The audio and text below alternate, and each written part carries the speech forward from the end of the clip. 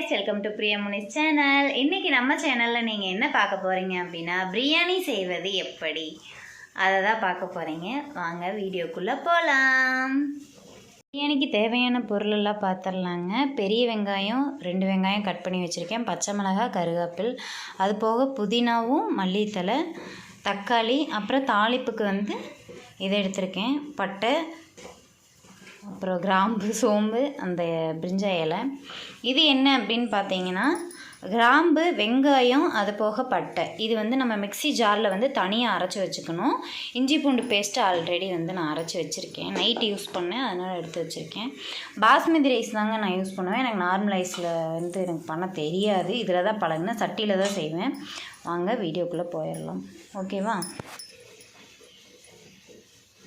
Kilo chicken எடுத்துருக்கேங்க. இது வந்து 2.5 கப் அளவுக்கு, சின்ன கப்பில் 2.5 கப் அளவுக்கு அரிசி எடுத்திருக்கேன். 1/2 கிலோ சிக்கன் போதுமான அளவு. நாங்கள் 1/2 கிலோ சிக்கன் தான் யூஸ் பண்ணுவோம். நீங்கள் வந்து எவ்வளோ அரிசி போடுறீங்களோ அதுக்கு தகுந்த மாதிரி நீங்கள் வந்து சிக்கன் வாங்கிக்கிங்க. சிக்கன் பார்த்தீங்கன்னா நான் அப்படியே சேர்க்க மாட்டேன். நான் எப்படி சேர்ப்பேன் அப்படின்னு சொல்லி காமிக்கிறேன். வாங்க நீங்களும் ஒரு நாள் ட்ரை பண்ணி பாருங்கள். வடைச்சட்டி வந்து வச்சுட்டு எண்ணெய் ஊற்றிக்கிங்க. தேவையான அளவு எண்ணெய் ஊற்றிக்கிங்க. கொஞ்சமாக சிக்கனுக்கு தகுந்த மாதிரி எண்ணெய் ஊற்றிட்டு எண்ணெய் கொஞ்சம் ஹீட் ஆகட்டும்.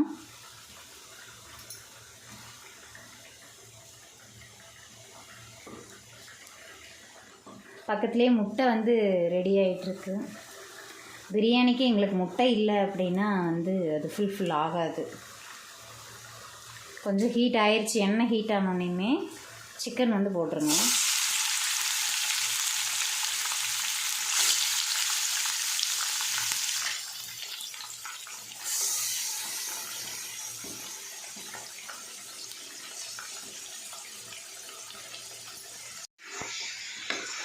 சிக்கன் வந்துட்டு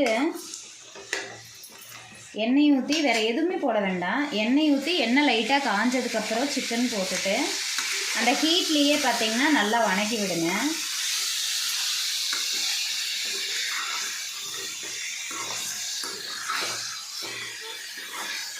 ஒன்றுமே போட வேண்டாம். ஒரு ரெண்டு நிமிஷம் அதுலேருந்து அந்த தண்ணி வந்து விட்டு வர வரைக்கும் சிக்கனை நல்லா வணக்கி விட்டுருங்க.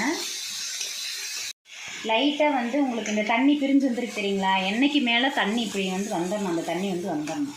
அந்த தண்ணி வர வரைக்கும் நல்லா வந்து பெரட்டி விட்டுட்டே இருங்க. பெரட்டி விட்டுட்டே இருங்க. அந்த தண்ணி வந்து நல்லா இதாகிற வரைக்கும் பெரட்டி விட்டதுக்கப்புறமா இதில் என்ன போட போகிறோம் அப்படின்னா உப்பு தான். லைட்டாக உப்பு. ஏன்னா வந்து உங்களுக்கு கறியில் உப்பு பிடிக்கணும் இல்லையா? அதுக்காக இவ்வளோ உப்பு சேர்க்குறேன். கல் உப்பு தான் நாங்கள் யூஸ் பண்ணுவோம். உப்பு சேர்த்ததுக்கப்புறமா கொஞ்சமாக மஞ்சத்தூள் போட்டுக்கலாம். அவ்வளோதாங்க. இதுக்குள்ளே நம்ம சேர்க்க வேண்டியது வேறு எதுவுமே கிடையாது. உப்பு, மஞ்சத்தூள். அந்த தண்ணி வந்து வெளியே வந்துடணும். இப்போ தெரியுதுங்களா? தண்ணி இப்போ நல்லாவே தெரியும் பாருங்கள். தெரியுதுங்களா? அந்த எண்ணெயிலேருந்து இந்த சிக்கனில் தண்ணி விடும். எப்பவுமே அந்த தண்ணி வந்து வெளியே வந்துடணும். லைட்டாக கொஞ்சமாக மஞ்சத்தூளும் உப்பு மட்டும் போட்டால் போதும். வேறு எதுவுமே போட வேண்டாம். இது எதுக்காக இப்படி பண்ணுறோம் அப்படின்னா நம்ம பிரியாணியில் வந்து சிக்கன் நம்ம சாப்பிடையில் பார்த்தீங்க அப்படின்னா அதில் வந்து ஒரு லைட்டாக கவிச்சி ஸ்மெல் அடிக்கும். அந்த ஸ்மெல் அடிக்காமல் இருக்கிறக்கோசரமாக இதை வந்து இப்படி பண்ணி நான் உள்ளே வந்து போடுவேன். இப்படி நம்ம சேர்க்கும் போது பார்த்திங்கன்னா அந்த கவுச்சி ஸ்மெல் அடிக்காது. இது கொஞ்சம் வந்து நல்லா வெந்துடும். இதுலேயே வந்து பாதி குக் ஆயிரும். நம்ம பிரியாணியில் போடும் போது இன்னுமே நல்லா வந்து உங்களுக்கு வெந்துடும். அதில் வந்து பூ மாதிரி இருக்கும் சாப்பிடும் போது. உங்களுக்கு அப்படியே போட்டோம் அப்படின்னா உங்களுக்கு அப்படியே நாராக வரும் தெரியுங்களா? சரியாக வேகாமல் கொஞ்சம் கடிக்க முடியாமல் அந்த மாதிரி இருக்கும். இப்படி பண்ணி நீங்கள் போடும் போது நல்லாவே வெந்துடும். வந்து உங்களுக்கு அந்த சிக்கன் வேகிறதுக்குள்ளே நம்ம இதை வந்து அரைச்சிடலாம். பெரிய வெங்காயம், கிராம்பு, பட்டை. ஓகேங்களா? பிரியாணிக்கு தேவையான மசாலா இது மட்டும்தான், வேறு எதுவுமே இல்லை. இதை வந்து நம்ம அரைச்சிடலாம். அது உங்களுக்கு ரெடியாக இருக்குல்ல. இது வந்து அரைச்சாச்சுங்க. அரைச்சி எடுத்தாச்சு. அவ்வளோ. இது ஒரு பேஸ்ட்டாக உங்களுக்கு இதாகிக்கும். வேறு எதுவுமே யூஸ் பண்ண போகிறதில்ல. இதை மட்டும்தான் நம்ம போடுவோம். சரிங்களா? இப்போ பார்த்தீங்கன்னா இந்த தண்ணியெல்லாம் வற்றிடுச்சு. தண்ணியெல்லாம் வற்றி இந்த எண்ணெய் பிரிஞ்சு நிற்கிது பார்த்தீங்களா? எண்ணெய் தெரியுங்க. இது எண்ணெய், இது தண்ணி கிடையாது, அது எண்ணெய். இப்போ வந்து இது வந்து ஓரளவுக்கு வெந்துருச்சு, அந்த ஸ்மெல்லும் வந்து போயிருக்கும். ஓகேங்களா? இப்போ வந்து நம்ம பிரியாணி செய்கிறதுக்கு ஸ்டார்ட் பண்ணிடலாம். ஓகே, நம்ம என்ன பண்ண போகிறோம் அப்படின்னா, இப்போ வந்து நம்ம பிரியாணிக்கு வந்து எல்லாமே செய்ய போகிறோம். அது செய்யறதுக்கு முன்னாடி தான் வந்து பாஸ்மதி ரைஸில் தண்ணியே ஊற்றணும். அதுக்கு முன்னாடி தண்ணி ஊற்றக்கூடாது. ஏன் அப்படின்னா ரொம்ப அது வந்து நொசன்னு போயிடும். பிரியாணி வந்து நம்மளுக்கு அழகாக பொழன்னு வராது.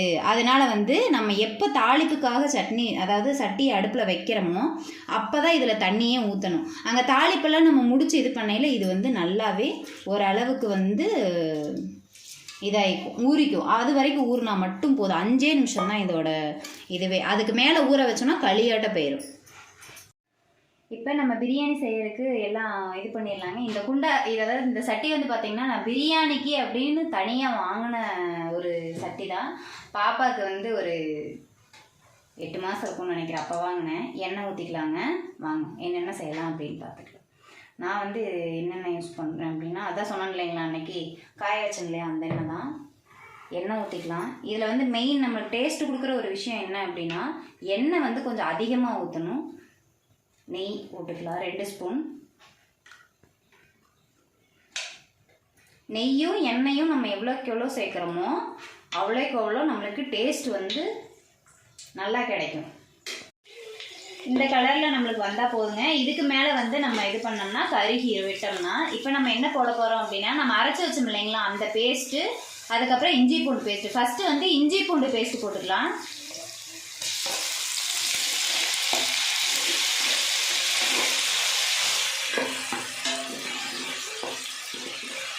நல்லா அது வணக்கி விட்டுக்குங்க. அந்த ஸ்மெல் லைட்டாக நம்மளுக்கு போகட்டும். நல்லா வணங்கணும். இது நல்லா கொஞ்சம் வணங்கிடுச்சுங்க. இப்போ வந்து நம்ம அரைச்சி வச்சோம் இல்லைங்களா அந்த பேஸ்ட்டை வந்து உள்ளே போட்டுக்கலாம்.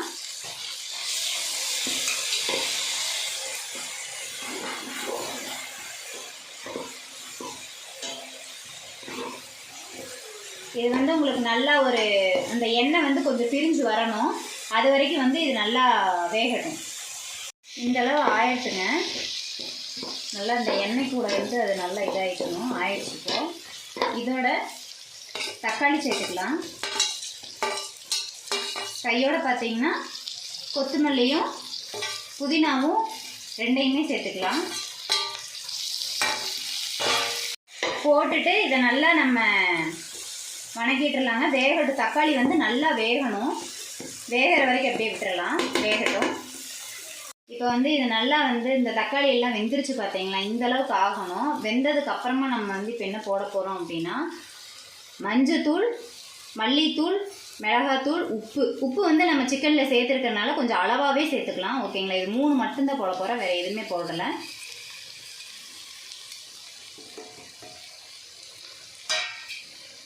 போட்டுட்டு நல்லா நம்ம இது பண்ணி விட்டுக்கலாம். நல்லா வணக்கிடலாம். ஓகேங்க. இப்போது இந்த பச்சை வாசம் வந்து நம்ம வணக்கும் போதே லைட்டாக போயிடும்.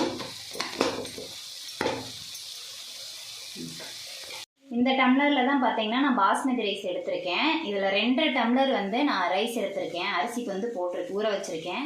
இதில் எவ்வளோ தண்ணி இப்போ நம்ம ஊற்ற போகிறோம் அப்படின்னா 4 டம்ளர் ஊற்றலாம், இல்லை கொஞ்சம் 4.5 டம்ளர் ஊற்றலாம். ஓகேங்களா? இப்போ 4.5 டம்ளர் நம்ம தண்ணி ஊற்றியாச்சு. ஊற்றினதுக்கப்புறம் இது வந்து நல்லா கொஞ்சம் கொதிக்கட்டும். வாங்க அதுக்குள்ளே அரிசி வந்து என்ன மாதிரி இருக்குது அப்படின்னு பார்க்கலாம். ஊறிடுச்சாங்க. வந்து தயிர் பச்சடி வந்து நம்ம ரெடி பண்ண போகிறோம். நான் எப்படி ரெடி பண்ணுறேன் அப்படின்னு சொல்கிறேங்க. வெங்காயம் வந்து கட் பண்ணி வச்சுருக்கேன். டைரெக்டாக நீங்கள் தயிருக்குள்ளே வந்து சேர்க்காதீங்க. ஏன் அப்படின்னா வெங்காயத்தில் வந்து நார்மலாகவே காட்டம் ரொம்ப அதிகமாக இருக்கும். அதனால் வந்துட்டு நம்ம நல்லா கட் பண்ணி அந்த கட் பண்ணதுக்கப்புறம் பொடிச்சு விட்டுருங்க. பொடிச்சு விட்டுட்டு கொஞ்சமாக தண்ணி விட்டுட்டு அதை நல்லா வாஷ் பண்ணிடுங்க. ஓகேங்களா? நம்ம நல்லா கழுவிட்டு கழுவுனதுக்கு அப்புறமா லைட்டாக வடிச்சிட்டு அந்த தயிருக்குள்ளே நம்ம சேர்த்துக்கலாம். ஓகேங்களா? அப்போ வந்து அதில் இருக்கிற காட்டை வந்து கொஞ்சம் வந்து கம்மியாக இருக்கும். இல்லை அப்படின்னா அதில் வந்து ரொம்ப காரமாக இருக்கும் வெங்காயம். நம்ம சாப்பிடும் போது அந்த டேஸ்ட்டு கொடுக்காது. ஓகேங்களா? லைட்டாக கழுவிட்டு சேர்த்துட்டோம் அப்படின்னா கொஞ்சம் நல்லாயிருக்கும்.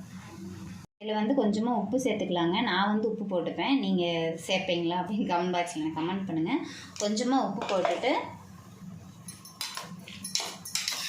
நல்லா கலக்கி விட்டுறலாம். நம்ம சாப்பிடும் போது பார்த்திங்கன்னா சூப்பராக ரெடி ஆயிடும். ஓகேங்களா? இப்போ வந்து தயிர் பச்சடியோட வேலை முடிச்சாச்சு. வாங்க இப்போ நம்ம அந்த கொதிக்க வச்சது எப்படி இருக்குது அப்படின்னு பார்க்கலாம். அரிசி வாங்க இப்போ பார்க்கலாம். நல்லாவே கொதிச்சிருச்சு. இப்போ நம்ம அரிசி போட்டுக்கலாம். நல்லாவே கொதிச்சிருச்சுங்க. அரிசி போடலாம். இப்போ அரிசி பார்த்தீங்க அப்படின்னா கொஞ்சம் கூட தண்ணி இல்லாமல் இப்படி உதிரியாக எடுத்துக்கணும். ஓகேங்களா? ஒரு பிளேட் வச்சு நல்லா வடிகட்டி எடுத்துருக்கேன். நீங்களுமே அதே மாதிரியே வடிகட்டி எடுத்துக்கோங்க. பாஸ்மதி ரைஸ் யூஸ் பண்ணலாம். நல்லா சேர்த்துக்கலாம்.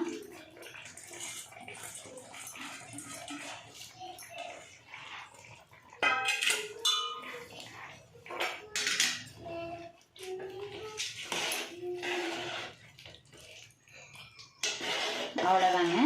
உள்ளே நம்ம அரிசி சேர்த்தாச்சு. கையில் வச்சுட்டு கொஞ்சம் நேரம் மூடி வைப்போம். மூடி வச்சதுக்கப்புறமா ஒரு 5 நிமிஷம் கூட வேண்டாம், ஒரு 3 நிமிஷம் கழிச்சு ஓப்பன் பண்ணி பார்க்கலாம்.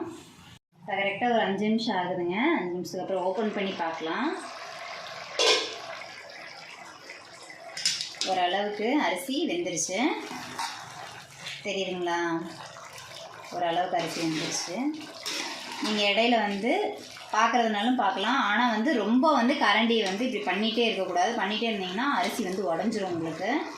பாஸ்மதி ரைஸ் இன்னும் கொஞ்சம் தண்ணி விட்டதுக்கப்புறம், தண்ணி சுண்டினதுக்கப்புறம் நம்ம தம் போட்டுடலாம். ஓகேங்களா? அதுக்கு பக்கத்து அடுப்பில் தம் போடுறதுக்கு ரெடி பண்ணுறேன். வாங்க நான் எப்படி தம் போடுறேன்னு காமிக்கிறேன். அடுப்பு பற்ற வச்சுட்டு தோசைக்கல் வச்சு, தோசைக்கல் கொஞ்சம் ஹையில் வச்சுக்கலாம். வச்சுட்டு ஹீட் ஆகட்டும். லைட்டாக ஹீட் ஆகிற வரைக்கும் ஹையில் இருக்கட்டும். இப்போ தம் போடுறதுக்கு ரெடி ஆயிடுச்சுங்க. இந்த அளவு இருந்தால் போதும் நம்மளுக்கு. தண்ணி லைட்டாக இருக்குது தெரியுங்களா? இந்த அளவோட தான் நம்ம இப்போ தம் போட போகிறோம். ஓகேங்களா? அவ்வளோதான். தோசைகள் இப்போ நம்மளுக்கு ஹீட் ஆயிடுச்சு. நம்ம சன்னம் பண்ணி வச்சிடலாம். அடுப்பை நல்லா சிம் பண்ணி விட்டுட்டு பிரியாணி எடுத்து இது மேலே வச்சுருங்க. சன்னம் பண்ணி விட்டதுக்கப்புறமா தான் மேலே வைக்கணும். ஹையில் வச்சிடாதீங்க. அது மேலே நல்லா நல்லா கேப் இல்லாத மாதிரி ஒரு பிளேட் எடுத்து மூடிட்டு ஒரு சட்டியில் தண்ணி, சரிங்களா? ஈய சட்டி, நீங்கள் எந்த ஒரு குண்டாவில் ஒரு தண்ணி எடுத்துக்குங்க. தண்ணி எடுத்துகிட்டு அது மேலே வச்சுக்கோங்க. ஓகேங்களா? நான் தம் இப்படி தான் போடுவேன். நீங்கள் எப்படி போடுவீங்கன்னு எனக்கு கமெண்ட் பாக்ஸில் கமெண்ட் பண்ணுங்கள். ஒவ்வொருத்தவங்க வாழை இலை வச்சு போடுவாங்க. இப்போ வாழை இலை கிடைச்சிருந்தா நானும் வாழை இலை போட்டிருப்பேன். அவ்வளோதாங்க. இது ஒரு 4 நிமிஷம் இல்லாட்டினா 5 நிமிஷம் தான். அதுக்கு மீறி விடக்கூடாது. பார்க்கலாம். ஒரு 4 நிமிஷம் ஆகட்டும். இப்போ 5 நிமிஷம் ஆயிடுச்சுங்க. நம்ம ஓப்பன் பண்ணி பார்க்கலாம். ஓகேங்களா? தண்ணி உங்களுக்கு ஹீட்டாக இருக்காது. நம்ம மேலே தம் தானே போட்டோம், அதனால் ஹீட்டாக இருக்காது. பிளேட் கண்டிப்பாக ஹீட்டாக இருக்கும். அப்படியே தொட்டுறாதீங்க.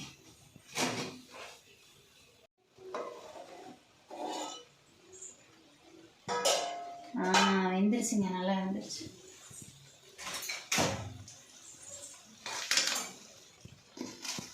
சூப்பராக வெந்துருச்சு. அவ்வளோதாங்க. இப்போ தண்ணியெல்லாம் கொஞ்சம் கூட இல்லாமல் நல்லா உதிரியாக பிரியாணி நம்ம சட்டியிலேயே செஞ்சாச்சு. ஓகேங்களா? சுட சுட நல்லா சேவ் பண்ணிங்க அப்படின்னா சூப்பராக இருக்கும். இது கூடயே சிக்கன் கிரேவி, முட்டை அதையுமே நான் ரெடி பண்ணிட்டேன். வாங்க பார்க்கலாம். சிக்கன் கிரேவி இது உங்களுக்கு தனியாக நான் வீடியோ போடுறேன். ஓகேங்களா? ஒரு டைம் சிக்கன் கிரேவி எப்படி செய்கிறது அப்படின்னு சொல்லிட்டு. முட்டை இல்லைன்னா எங்களுக்கு எப்போவுமே ஃபுல் ஆகாதுங்க. நான் இப்படி தாங்க செய்வேன். நீங்கள் எப்படி செய்வீங்கன்னு சொல்லி கண்டிப்பாக கமெண்ட் பாக்ஸில் கமெண்ட் பண்ணுங்கள்.